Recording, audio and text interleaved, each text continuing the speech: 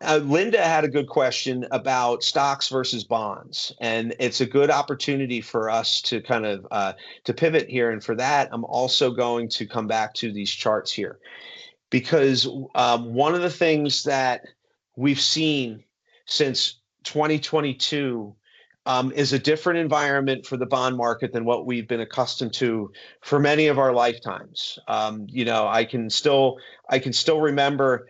I was a young kid at that point, but I remember my mom taking me to the bank in 1981 to open up a savings account, and I was getting 14% interest on my passbook savings account at the local bank in 1981. It was a very different time coming off the 1970s. And for that, I'm actually going to pull up a chart here just to kind of show where we've come to versus where we've been. So here's a chart of the 10-year Treasury yield, which is a reflection of the bond market.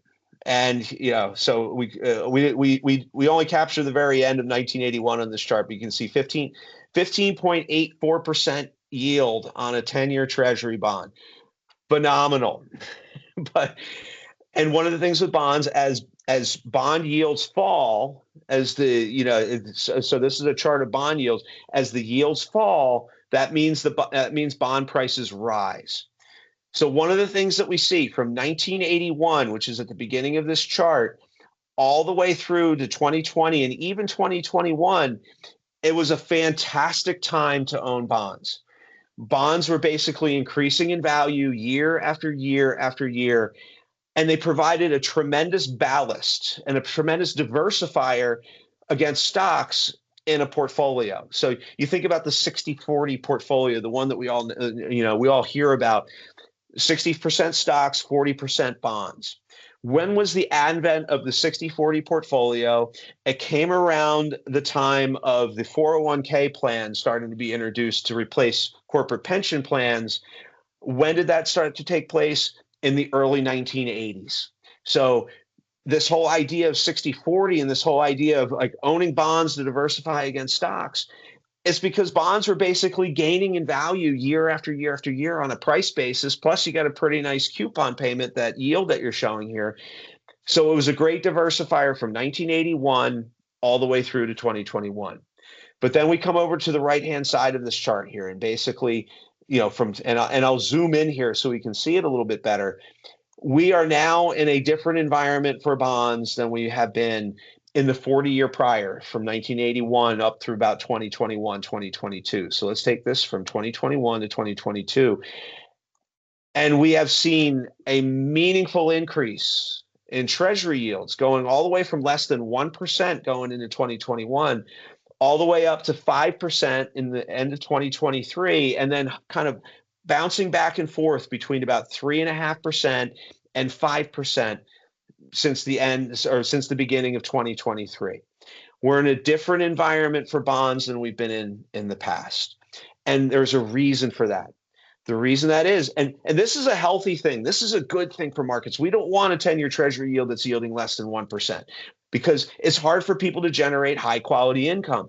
It's a much healthier market environment when you have Treasury yields that are in the 4% to 5% range, because it's exceeding the rate of inflation, and it's providing a good way for people who are in retirement or heading into retirement to generate reliable income. So this is a good thing. But from a portfolio diversification standpoint, we need to think about the bond market a little bit differently, because really its performance over the last 5 years. Now, 2025 was a good year for the bond market, but it's kind of been a mixed bag here in recent years. We need to think about the bond market differently going forward. And the way that is that we may not see Treasury yields come back down in the future. And part of the reason I'm just going to stay here, and I'll pop the chart up here to show it, is that the expectations around inflation are different than what they've been in the past. From all the way from the 1980s, we came off that period in the 1970s and the early 1980s where inflation, we had that stagflation problem where we had high inflation and low economic growth. But from 1981 all the way through to the early 2020s, inflation was steadily falling and was staying low. And that's a great environment for bonds, and that's a great environment for bonds to fall, for bond yields to fall, and for bond prices to rise. Let me get the chart up here. I don't see it here, so I'm just going to have to do it this way. And one of the things that we've been talking about on the Here it investment is. board, and this is nothing new from a, we'll say, portfolio construction standpoint, but Eric referenced the 60/40, which is the kind of the benchmark portfolio that you would talk about for diversification. And that used to be 60% stock, 40% bond. Now that is kind of changed a little bit, at least in our eyes. And we look at it as equity and non-equity. And Mhm. non-equity doesn't necessarily mean bonds. So if you have a 60/40 target for your portfolio and you look, your equity, your stock, between domestic and international should be roughly 60%. But the 40 is not going to be all US Treasuries or corporates or whatever it is, the ag. You're going to see things like gold in there. You're going to see hedged equity. You're going to see commodities. You're going to see real estate, pieces of the investment world that have that low correlation, Linda, that you were referring to, that will act differently than the stock market and, potentially provide you with a little bit of a buffer. Like think back to April of last year. I got a lot of comments like, hey, this isn't as bad as I thought when I looked at my statement. It was because of that non-equity piece and honestly the international piece too, which we'll talk about. But having a little bit of diversification outside of just the basic stocks and bonds has really been, a boon to the bottom lines of portfolios. And one of the positions that we've held for a while is gold, which was up, geez, what was it, 60 some odd percent last year, Wow. which is just crazy. Yeah. But it's been a really nice thing to have a real tangible hard asset in the portfolio that's provided, in this case, some extra alpha, but even in bad years, it should have that non-correlating factor that we look for when we're constructing a portfolio. Yeah, no, Paul raises such a good point that I jumped over here to another chart because I kind of want to build on that. Is, we think about stocks and we think about bonds, and for bonds, I'm gonna use a security in here that kind of highlights it. I'll change this to SPY, or actually I'll change it to SPYM. And I'll use a measure of bond market returns here, and let's go to 2025 here for that, 2025. So what this chart shows is the cumulative return for stocks and for bonds in 2025, all the way through to the beginning of 2026. And we see the diversification benefit here. So this, Linda, this gets back to your great point about how, in 2025, we kind of saw a return to normal. And part of that is that we have bond yields that are higher, and you don't need to take on as much risk in order to get kind of that guaranteed return from US Treasuries, or, that coupon return from bonds, because that's makes up a bigger part of the total return. In the beginning of the year, the black line is the S&P 500.